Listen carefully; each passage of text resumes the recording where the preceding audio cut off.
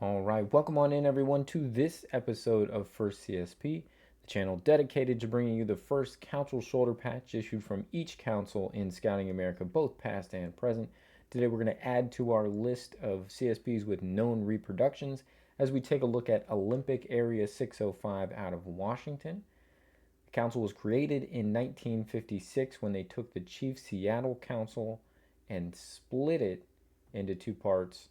So this used to be within the area of Chief Seattle in 1956. They created the Olympic Area Council, and then in 1974 it was reabsorbed by Chief Seattle 609.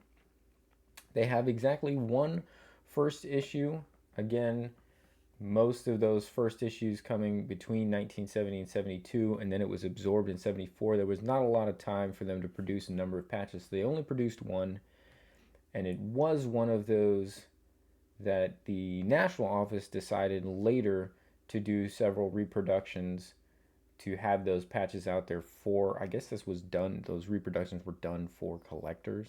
But let's head on over to the patch table. We have all of them to take a look at today. So here is the one issue, the T1 for the Olympic Area Council. It is defined with its red border, light blue sky, bright light blue water, red letters. It does specifically have a cloth back, which we'll take a look at in a second. And one of the most distinctive aspects when comparing with the reproductions is this one is considerably longer. This one measures 53 by 134 millimeters, and the rest are not even going to make it to 130. They're going to be at 128 millimeters. So when we put them head to head, you will see that the reproductions, the TUA and the TUB, are shorter for sure. We do have the cloth back here on the T1. Another thing when comparing this with the two reproductions is you will see a much rougher or stronger grain twill here in the background. Both of the reproductions, the TUA and TUB that were then later produced, have much smoother style twills. And so that is distinctive between the two for sure. So that is the T1. Now let's look at the free listed reproduction that is the TUA. The TUA, again, as I've said, is going to be smaller.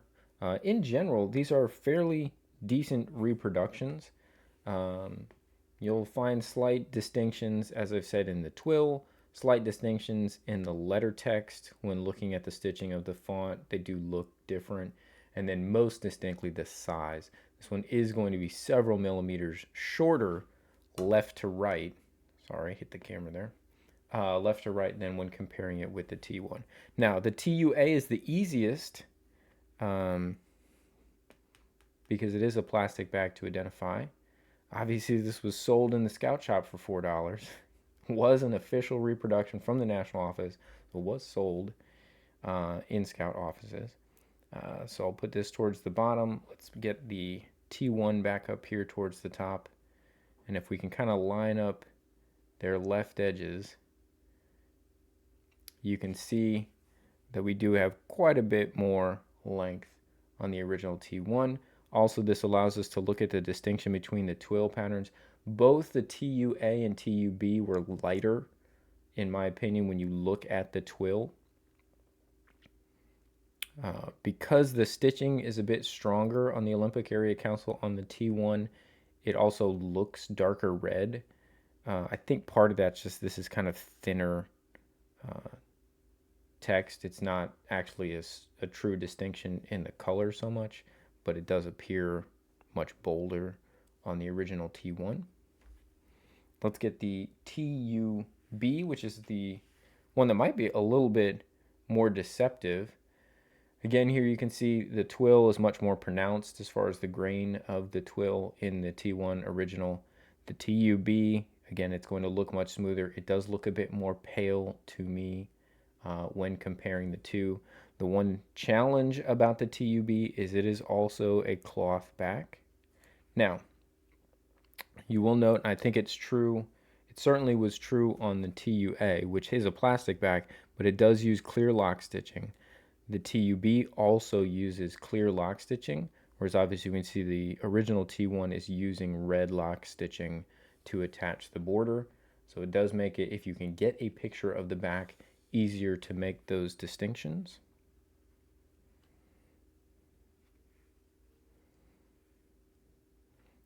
And then when looking at the head-to-head, seeing the distinction in the twill can also be helpful. To me, this reminds me a lot of, say, the Copper Council, where the twill on the original T1 is much more pronounced. The twill on the reproductions does not seem to have that same definition. It's a more smooth twill. And so that's one of the things that certainly stands out. I will say when comparing the letter text here on the T1 to the TUB, this actually looks like a darker red in color stitching for Olympic area and Washington. This looks kind of more like a brighter red by comparison. So that is the Olympic area first issue and the reproductions. We do have a specific list playlist on our channel if you just want to see the ones that have reproductions. Maybe you want to compare what's in your collection and see if you have the original or a reproduction. We have a reproduction playlist that is separate from the first issues of the pre-CSPs. So by all means, check out those playlists if you haven't, or if there's something that you want to go back and check out again. It makes it easier than sorting through all the videos together. And we've got new videos out every single day. I want to thank everybody for stopping in to see this episode. We'll be back again tomorrow with another new one. Hope to see you then. Until then, hope you guys have a great rest of your day.